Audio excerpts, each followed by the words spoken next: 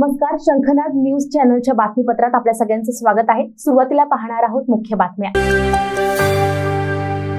उभाटा गटाच्या पूर्व विदर्भ महिला संपर्क संघटक आणि प्रवक्त्या शिल्पा बोडखे यांनी आज मुख्यमंत्री एकनाथ शिंदे यांच्या उपस्थितीत शिवसेनेमध्ये जाहीर प्रवेश केला। मुख्यमंत्री शिंदे यांच्या वर्षा या निवासस्थानी हा पक्षप्रवेश संपन्न झाला। यावेळी मुख्यमंत्री शिंदे यांनी प्राध्यापक बोडखे यांचे पक्षात स्वागत करून त्यांना त्यांच्या भावी सामाजिक आणि राजकीय वाटचालीसाठी शुभेच्छा दिल्या।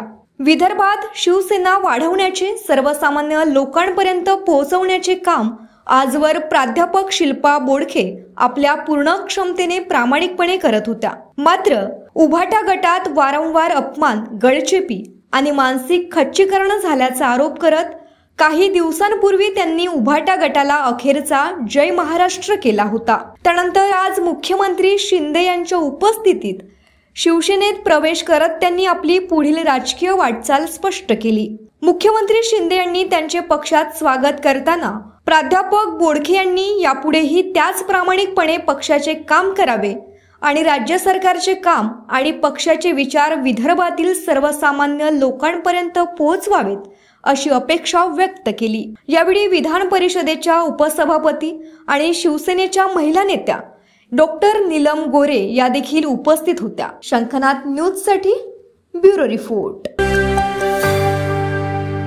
केंद्र शासनाच्या पीएम किसान सन्मान निधी योजनेच्या 16व्या हप्त्यापोटी 2000 रुपये आणि राज्य शासनाच्या नमो शेतकरी महासन्मान निधीच्या दुसऱ्या व तिसऱ्या हप्त्यापोटी 4000 रुपयांचा लाभ येत्या 28 फेब्रुवारी रोजी यवतमाळ जिल्ह्यातील मौजेभारी येथे आयोजित कार्यक्रमात पंतप्रधान नरेंद्र मोदी यांच्या हस्ते राज्यातील सुमारे 88 लाख पात्र शेतकरी कुटुंबांच्या आधार संलग्न बँक खात्यात जमा होणार आहेत। या समारंभात सर्व शेतकऱ्यांनी सहभागी व्हावे असे आवाहन नागपूर विभागीय कृषी सहसंचालक मिलिंद शेंडे यांनी केले आहे। शेतकऱ्यांना निश्चित उत्पन्न देण्याच्या उद्देशाने केंद्र शासनाने फेब्रुवारी 2019 पासून पंतप्रधान किसान सन्मान निधी योजना सुरू केली आहे। या योजनेनुसार शेतकरी कुटुंबास रुपये 2000 प्रति हप्ता याप्रमाणे 3 सन्मान हप्त्यात प्रतिवर्षी रुपये 6000 त्यांच्या आधार व डीबीटी संलग्न सक्रिय बँक खात्यात जमा करण्यात येत आहे। या योजनेचा 16वा हप्ता पंतप्रधानांच्या हस्ते 28 फेब्रुवारी 2024 रोजी सायंकाळी 4 वाजता यवतमाळ जिल्ह्यातील मौजेभारी येथे आयोजित कार्यक्रमात वितरित करण्यात येणार आहे। या योजनेअंतर्गत राज्यातील भूमी अभिलेख नोंदी अद्ययावत केलेल्या, बँक खाती आधार संलग्न केलेल्या व ई-केवायसी पूर्ण केलेल्या एकूण 87.96 लाख शेतकरी कुटुंबांच्या खात्यात रुपये 1943.46 कोटींचा लाभ थेट हस्तांतरणाद्वारे जमा होणार आहे। शंखनाद न्यूज साठी ब्युरो रिपोर्ट। बालेवाडी पुणे येथील शिवछत्रपती क्रीडा संकुलाच्या धर्तीवर नागपूर येथील विभागीय क्रीडा संकुलामध्ये येथील खेळाडूंना आंतरराष्ट्रीय दर्जाच्या क्रीडा सुविधा उपलब्ध व्हाव्यात या दृष्टीने नागपूरचे विभागीय क्रीडा संकुल आंतरराष्ट्रीय दर्जाचे उभारण्याच्या निर्णयाला मंत्रिमंडळाने मान्यता दिली।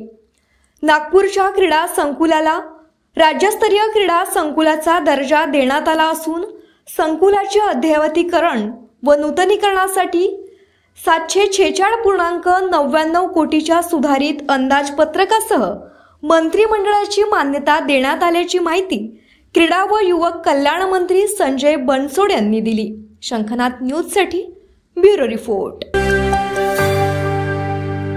जादूगार मारुती जोशी आणि जादूगार रामकृष्ण हे स्वतःच्या डोळ्यावर पट्टी बांधून बाईकवर हैदराबाद वरून अयोध्येला निघाले असून ते नागपुरात पोहोचले।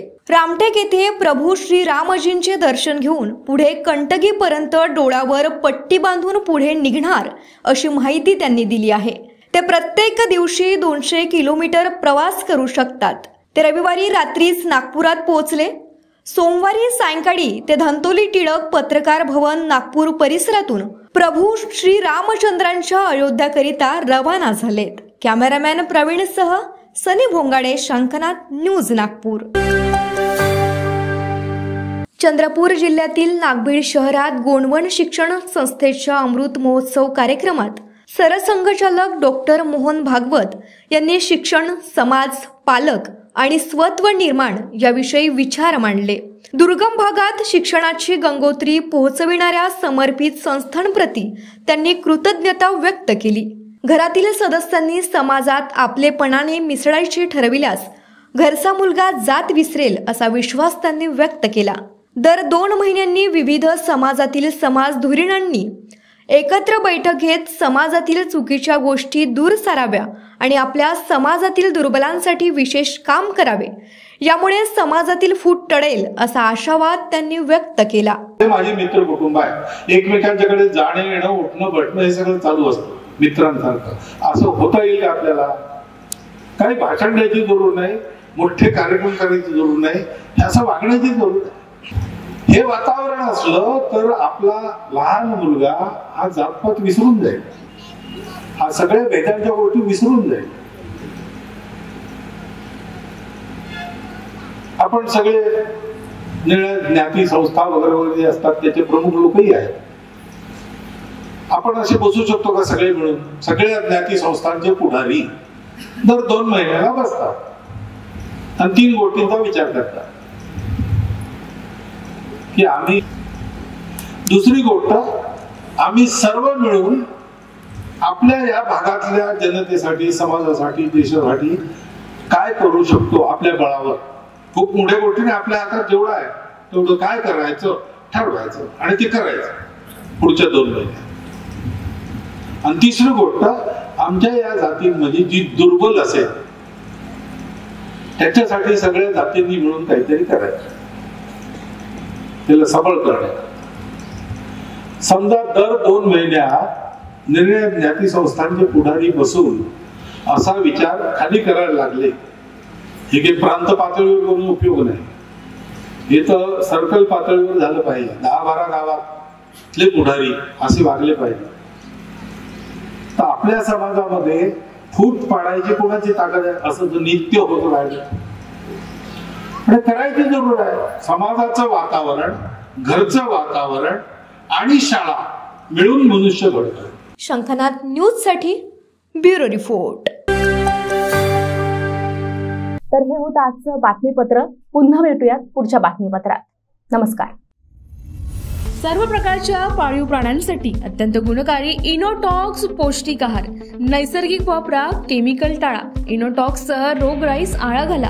पशुखाद्य टेक्नॉलॉजिकल ऑडिटिव्ह उत्पादनासाठी महाराष्ट्रातील सर्व जिल्हे व तालुक्यात डीलर्स नेमणे आहे. अधिक माहितीसाठी संपर्क करा 8446662542 738777557.